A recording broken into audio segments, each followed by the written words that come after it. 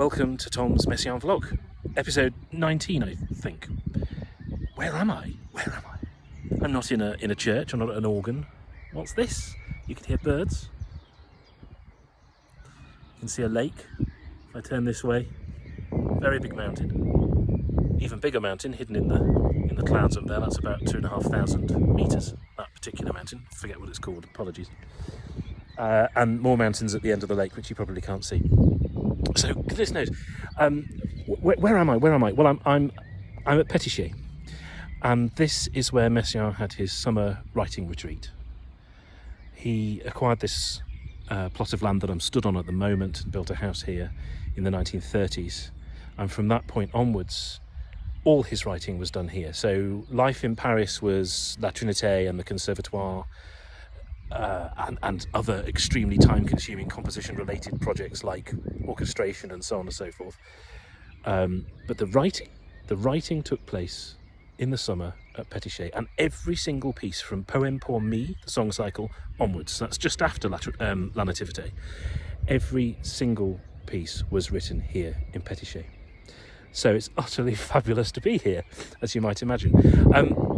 I'm actually here recording a documentary with Fugue State Films, which the RCO is supporting, and it's not just me involved with it. There's Christopher Dingle, the Messiaen scholar, Thomas Lacotte, the organist titulaire at La Trinité, and some other people as well. So we're here filming, and I'm stood up by the lane out of the village, actually, just so that my nattering into the phone for the RCO doesn't interrupt filming down in Messiaen's study. So anyway, if you want to see inside Messiaen's study, where there are 9 little paintings relating to each movement of La Nativité, by the way. But if you want to see into Messiaen's study, if you want to explore the organ loft of La Trinité, then, well, there are 2 ways of doing it via this project. One is to acquire the DVD from Fugue State Films, but there'll also be bespoke material on IRCO in due course. It'll be a few months off, but it will appear. So that's why I'm here, quite apart from soaking it all up. What I thought I'd do with this vlog for a few minutes is just share some thoughts with you, things that I've learnt, particularly in the organ loft of La Trinité, but also more generally. So I've got a sort of a little list of things I want to say, which I might refer to in a moment, but I'm going to start with the bombshell revelation that at one point in the very late 1920s, Messiaen actually worked for a short period playing cinema organ. I mean, this is a revelation. I can imagine it, actually. The sort of innovative use of colour and all that sort of stuff. And he was an amazing improviser. So, yeah, there we go. I mean, by short period, I don't know how long. I don't think anyone knows how long. Maybe he just played once and hated it, who knows. But Messiaen did some work, at least, as a cinema organist very, very early in his career. So, how's that? I'm going to sit on a wall, and that allows me to refer to my notes. But let's just listen to the bird song for a moment, shall we? Okay. Other stuff I've learned.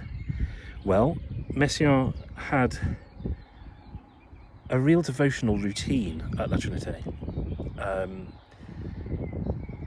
Very few people over the 61 years that he was organist titulaire, very few people sat with him in the organ loft during a service. This was a private devotion and a service to the church, not theatre. Because when you think about it, many thousands of people surely would have asked to sit in the organ loft with that man. So that says something about the importance that he placed, to his own faith, the importance that he placed on that on that work at La Trinité. Here in Petichet, the little village church over the way, where Messiaen is buried, he went to church on a Sunday and played the harmonium. There's no organ in there, but he played the harmonium when he was here in the summer, which I think also tells you something about the man, doesn't it?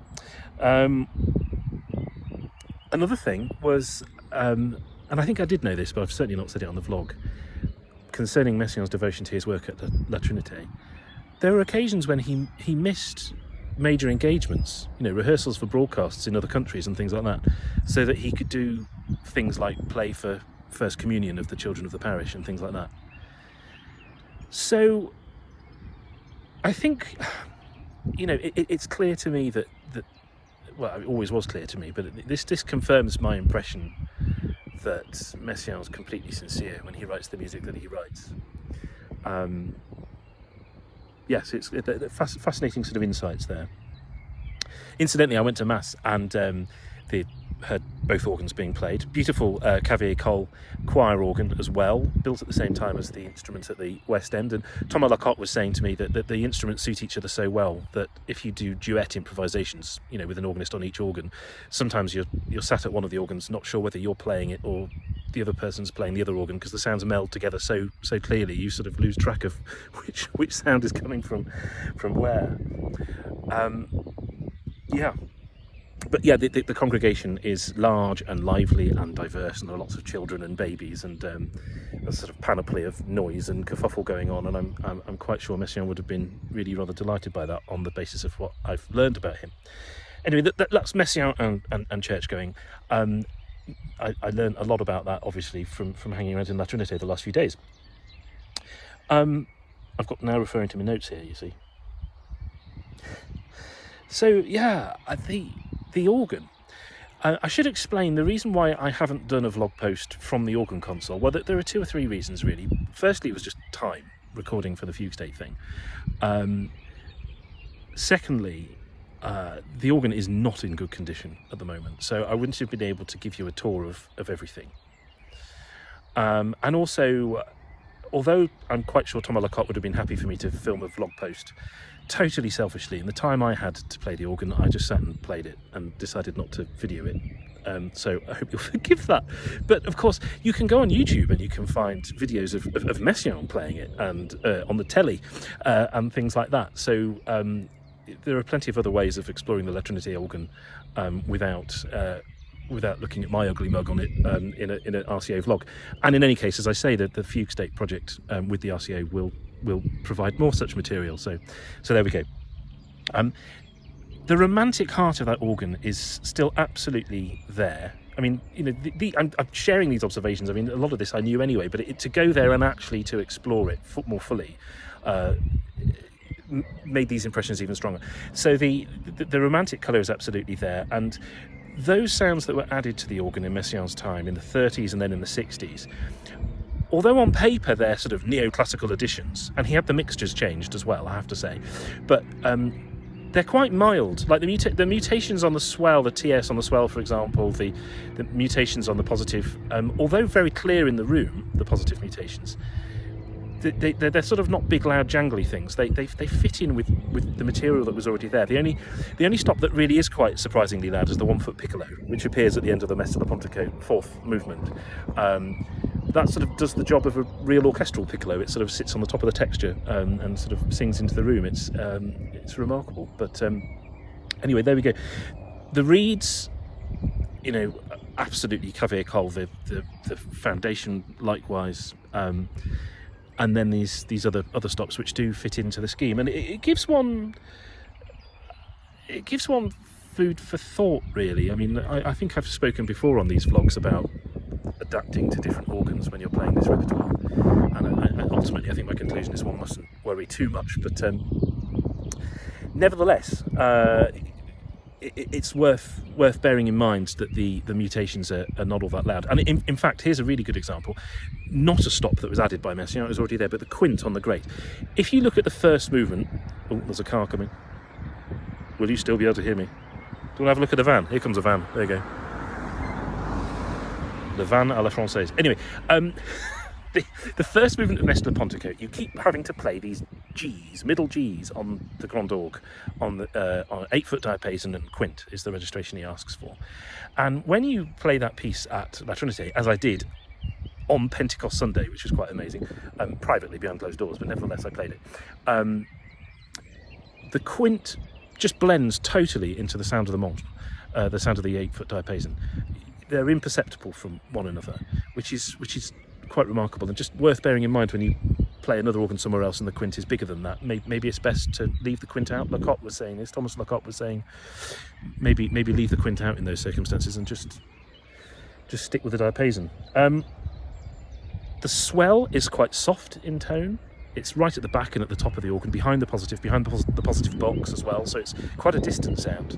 So things like the swell bourdon, very, very, very mild indeed. The TS I've mentioned, very mild indeed. The positive mutations, as I've said, are very, very clear. I'm now working through my list. I'm sorry if this isn't as eloquent as it should be, but I'm sat in Petichet and it's rather marvellous.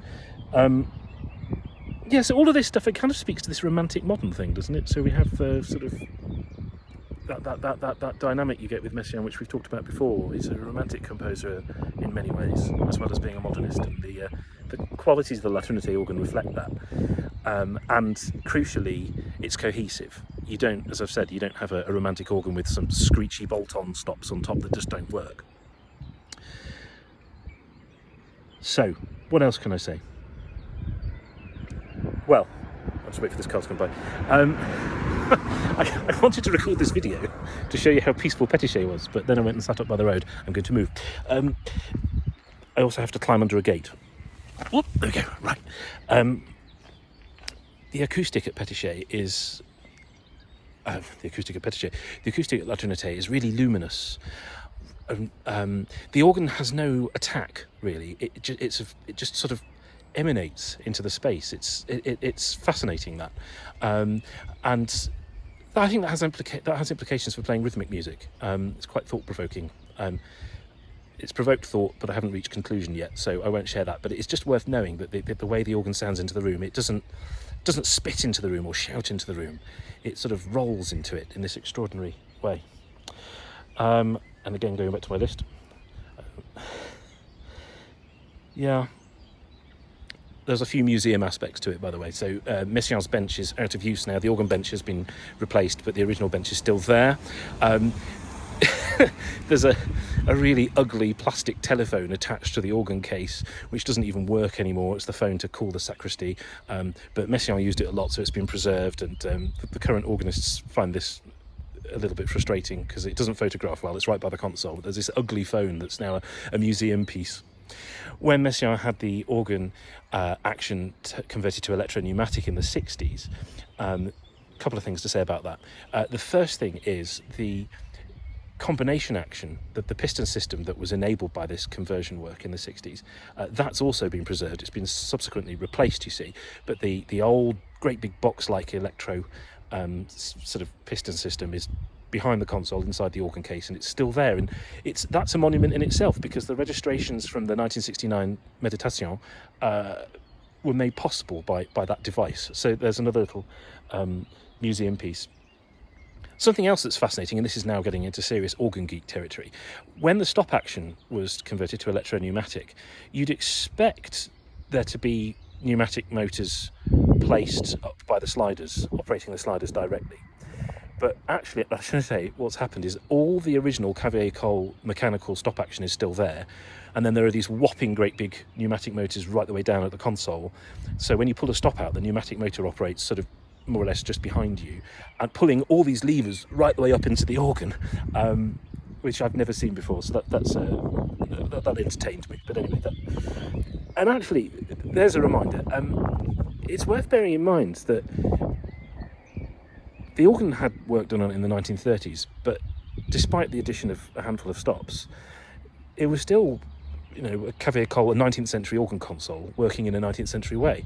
So when you get to the Messe Le Pentecote and the Livre d'Orgue, those amazing times of experiment in 1949 and thereabouts, that stuff was played by Messiaen on a 19th century Cavalier-Cole console. He didn't have pistons to push.